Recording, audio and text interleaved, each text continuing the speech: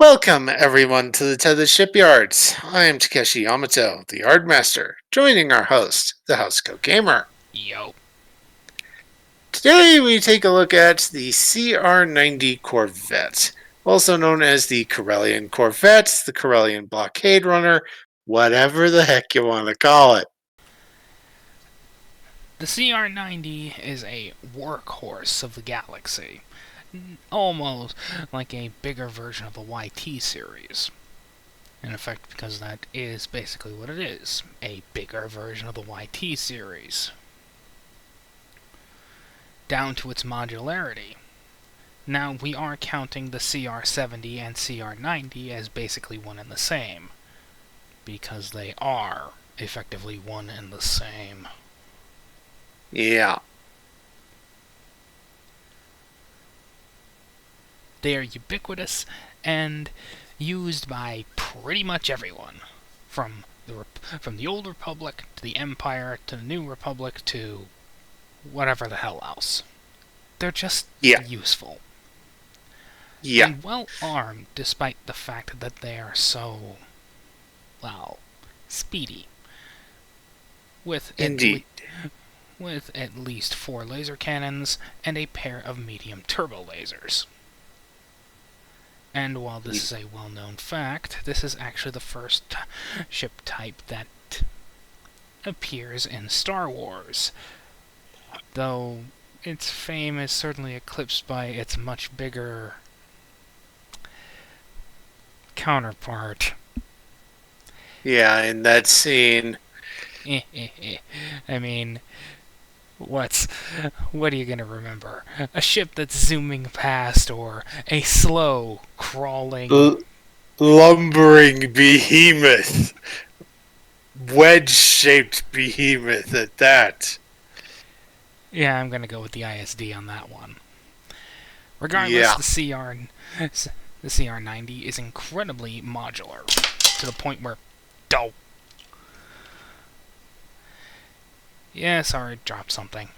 To the point where some variants even have a hangar bay, a large hangar bay.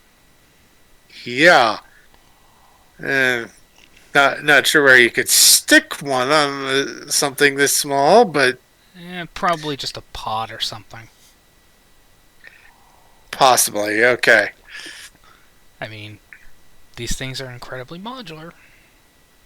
Yeah. And the same basic frame is used for the DP20. Which we will get to in another vid. If I can find a bloody model for it. I really don't want to have to screw around with Empire at War.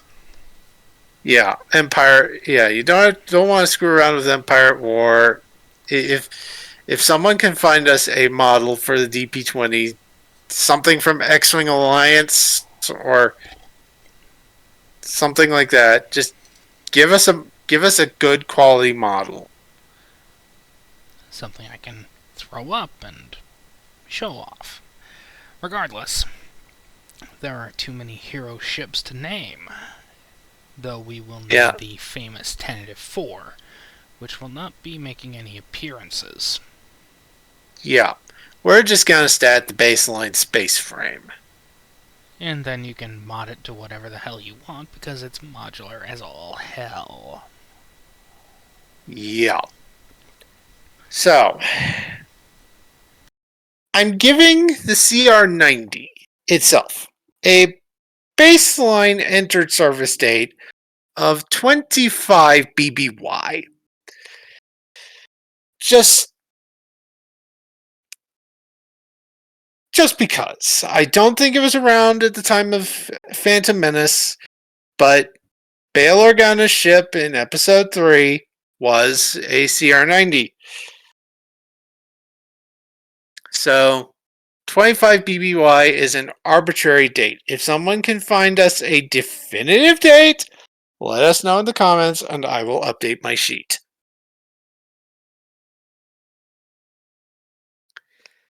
Anyway, it is a scale 3 starship. And for crew, and going by our baseline, that gives us 47 points to work with.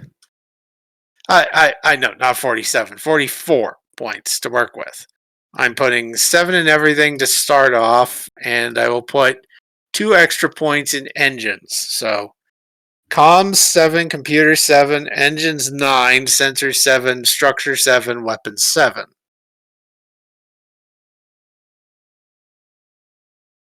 Any thoughts on modifying this thing further?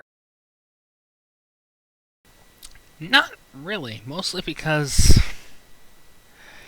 well, as stated, it is modular as all hell. Right. In fact, there are hundreds of models of this thing, and numerous subtypes, from a heavily armored shield ramming ship to a light carrier to a dedicated anti-starfighter corvette to a heavy assault corvette. Right. We're going to need baseline department modifiers. I'd say 1 point each in cons, engineering, and science. Most like. Okay. For weapons, it has laser cannons and medium turbo laser turrets. Now, in terms of Star Trek Adventures weapons, turbo lasers are going to be basically similar. Lasers are basically disruptor weapons. I would say turbo lasers just have an extra point of vicious and maybe a point of piercing.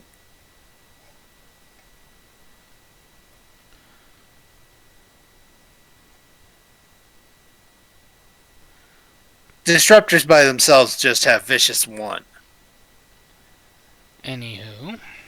Yeah, and of course they all count as cannon weapons. So close range plus 2 challenge dice.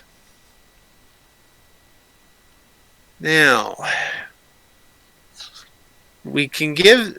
Now, this thing has space for 3 talents. I'm thinking improved sublight drive because, well, all those engines. Very much all those engines. There are 11 of the damn things. Yeah.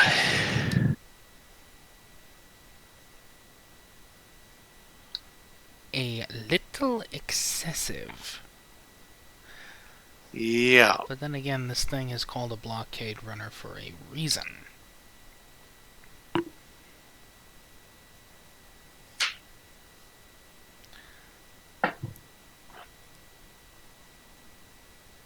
Yeah.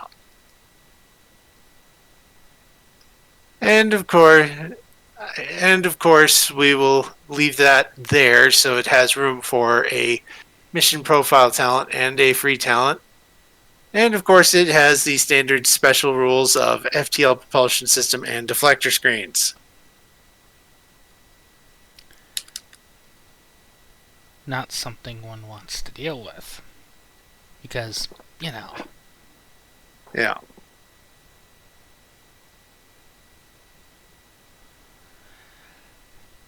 Nobody wants to get hit with a photon torpedo when you're shielding against, well, maybe a phaser. Yeah. And I'm going to put in a modular, another modular. Well, I'm going to do a modular design special rule. Modular design.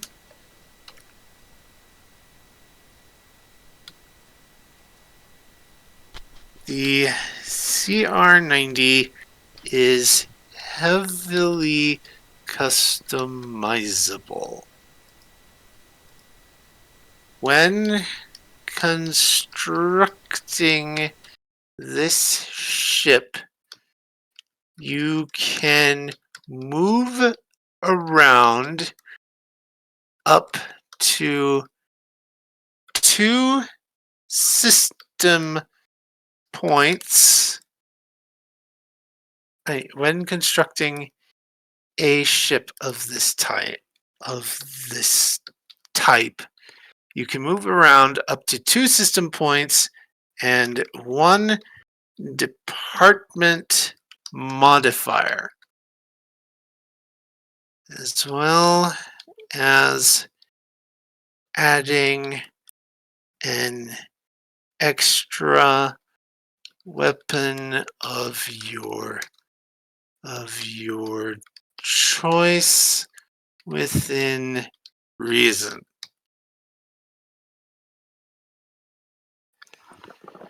I think that's a sop to the modularity and all the different variants we've seen. Might as well be. Last up is descriptor traits. As usual, it has a descriptor trait for every faction every polity that uses it. So, polity/faction. So, Republic Starship, Rebel Starship, Imperial Starship. Used by pretty much goddamn everybody. Yeah, I covered the big ones, but if you want to put it in a different use a different group for it, put in the appropriate descriptor trait. But yeah, that is the CR90. We'll be moving on to the bigger Imperial level stuff next time. Yep. Like the Wedge of Death. Bye-bye.